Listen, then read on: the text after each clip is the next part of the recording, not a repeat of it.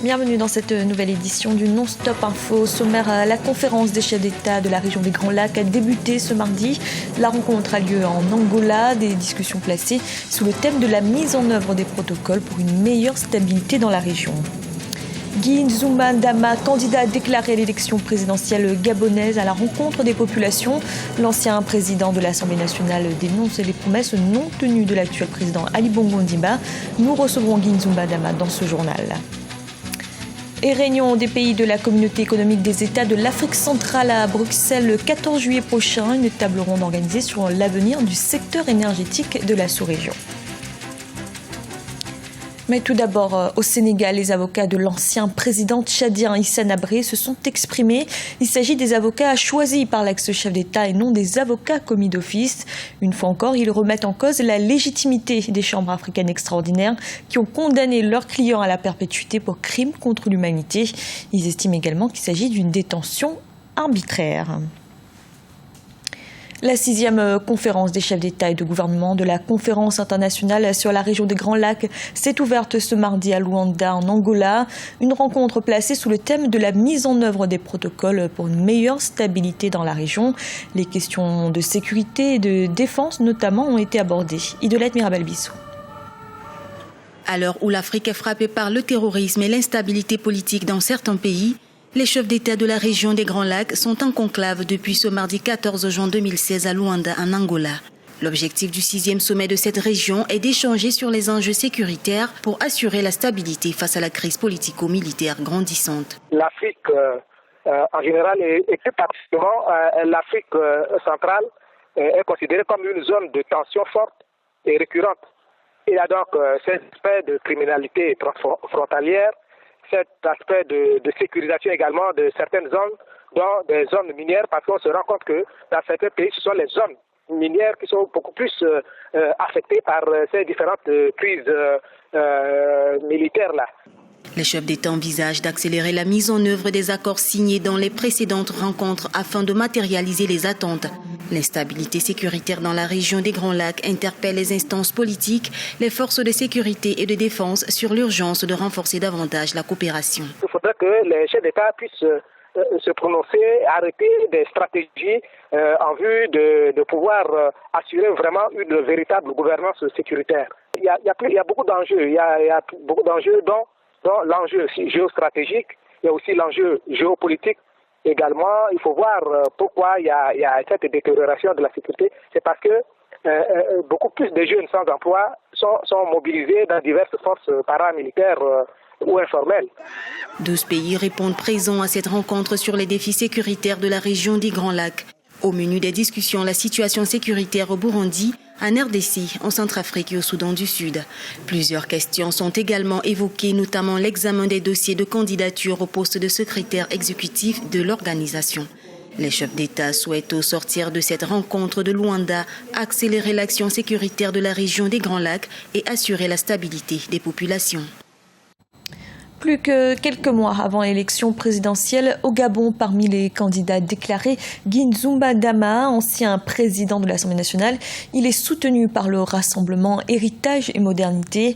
Déjà à la rencontre des populations, il dénonce les promesses non tenues de l'actuel président Ali Bongo Ondimba. Reportage de notre correspondant au Gabon, Douglas Toutoum.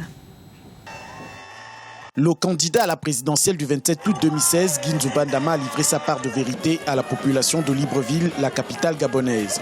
Une rencontre qui s'inscrit dans le cadre de la tournée provinciale que ce candidat effectue depuis quelques mois. Le porte-étendard du rassemblement Héritage et Modernité dit avoir entendu les cris de détresse de la population gabonaise. Il se dit déterminé à tourner une page de l'histoire du Gabon qu'il a écrite avec d'autres. Guy Nzumba Dama peut-il sauver le Gabon de la dérive?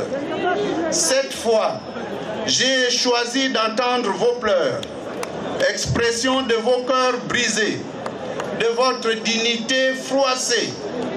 J'ai choisi de me mettre à la disposition de la volonté du grand nombre pour arrêter le massacre du Gabon et de mes compatriotes. Et c'est pourquoi, des hauteurs du mont Ibundi, j'ai crié Gabon d'abord. Lors de cette rencontre aux allures d'ouverture officielle de campagne, Guy Nzumba Dama a également fustigé la gestion du septennat du président sortant Ali Bongo Ondimba. Au titre des promesses non tenues, il y a le mensonge lié aux 35 000 logements. Il y a le mensonge concernant la lutte contre le chômage des jeunes, qui culmine aujourd'hui à 37%. Le mensonge concernant la construction d'un réseau routier destiné à relier les capitales provinciales du Gabon. Il y a le mensonge sur l'avènement d'une société plus juste, d'un état de droit. L'opposition se dit à chaque sortie un peu plus déterminée que dans le passé. De son côté, le pouvoir invite le peuple à regarder le verre à moitié plein et non à moitié vide. Pour l'ensemble des observateurs de la vie politique du Gabon, l'élection présidentielle du 27 août 2016 est une élection historique. Et avec nous sur le plateau, Guinzoumba Ndama, bienvenue. Merci beaucoup, madame. Merci d'avoir accepté notre invitation. Vous avez soutenu le président Ali Bongo Ondimba en 2009. Vous avez été cadre du parti au pouvoir. À quelques mois de la présidentielle, vous démissionnez de votre poste de l'Assemblée nationale et vous déclarez votre candidature. Pourquoi une réaction aussi tardive si vous saviez que vous aviez une vision éloignée de celle du chef de l'État? Il n'est jamais trop tard, madame, pour bien faire.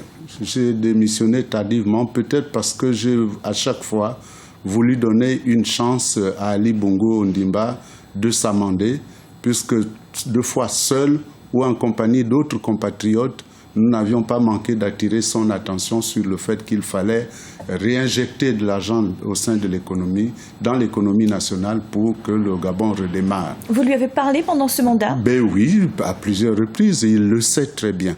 Nous en avions parlé. Et la dernière en date, c'était, je crois, le 24 mars 2014, où nous avions attiré son attention sur le retard pris par le Gabon.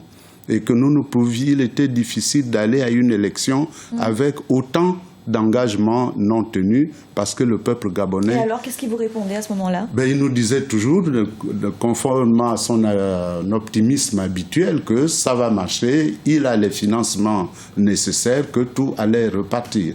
Mais nous n'avons rien vu venir et c'est pour cela que j'ai décidé de prendre mes distances. Alors vous avez été aux affaires pendant une quarantaine d'années. Quand on a été aussi longtemps aux plus hautes fonctions de l'État, on ne porte pas une responsabilité dans la situation actuelle du pays? Une trentaine d'années, madame. J'ai ma part de responsabilité, là où j'étais. Mais je ne suis pas responsable des actes que M. Ali Bongo Ondimba a pu poser en sa qualité de président de la République.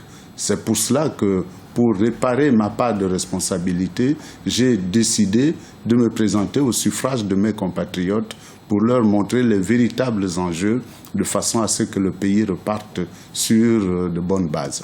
Alors la liste des candidats pour la présidentielle d'août s'allonge. Pour réussir cette alternance que vous souhaitez tant, est-ce qu'il n'aurait pas fallu une candidature unique face au président sortant lorsqu'on sait qu'il n'y a qu'un seul tour à cette présidentielle? Il y a l'idéal et il y a le possible. L'idéal, effectivement, c'est qu'il n'y ait qu'un seul candidat.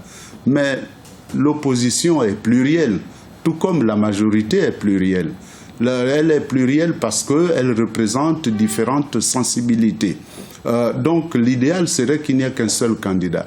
Mais il n'est pas impossible que d'ici le scrutin, le nombre de candidats se réduise. Parce qu'il faut aussi dire que de l'autre côté, M. Ali Bongo Ondimba, qui représente la majorité, cette majorité n'est pas soudée. Vous seriez prêt à une alliance, vous ? Avec des candidats de l'opposition, oui. S'il y a des candidats mieux placés que moi, je serai prêt. Mais j'estime que je suis porteur d'une espérance.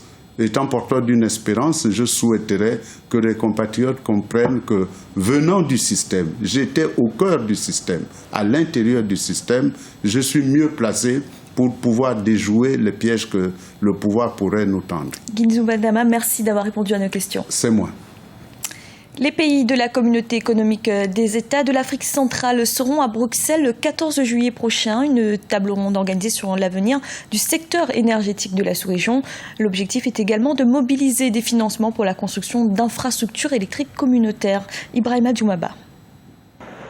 Les pays membres de la communauté économique des États de l'Afrique centrale vont se retrouver avec leurs partenaires techniques et financiers à Bruxelles, en Belgique, le 14 juillet 2016. Objectif: trouver des solutions durables au développement et au financement du secteur de l'énergie en Afrique centrale. Nous avons invité tous les partenaires en vue de faciliter les partenariats et de financer les programmes énergétiques des États de la communauté économique des États d'Afrique centrale. Un livre blanc pour les investissements dans le secteur de l'énergie en Afrique centrale avait été élaboré par les ministres de l'énergie de la CEAC et de la CEMAC en octobre 2014 à Yaoundé. Des investissements de l'ordre de 7 400 milliards de francs CFA y sont prévus pour développer l'accès à l'énergie électrique en Afrique centrale entre 2014 et 2040. Les enjeux de la tenue d'une telle rencontre à Bruxelles pour les pays de la CEMAC surtout sont liés déjà premièrement à la réduction du déficit énergétique, c'est-à-dire qu'il sera possible de répondre aux besoins en électrification.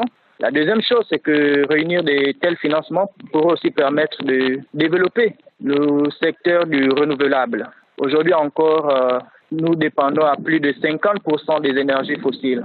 Nous pensons que des financements importants venant des partenaires privés et publics pourraient permettre de développer le secteur du renouvelable qui devient de plus en plus compétitif. Pour le développement de nouvelles capacités, près de 68 milliards de dollars sont requis au cours de la période 2014-2030, dont plus de 91% pour les centrales hydroélectriques. 61 000 milliards de francs CFA seront nécessaires pour la mise sur pied des nouvelles infrastructures hydroélectriques en Afrique centrale. C'était le journal de la rédaction. Merci de l'avoir suivi. Retrouvez dans un instant une nouvelle édition de l'information.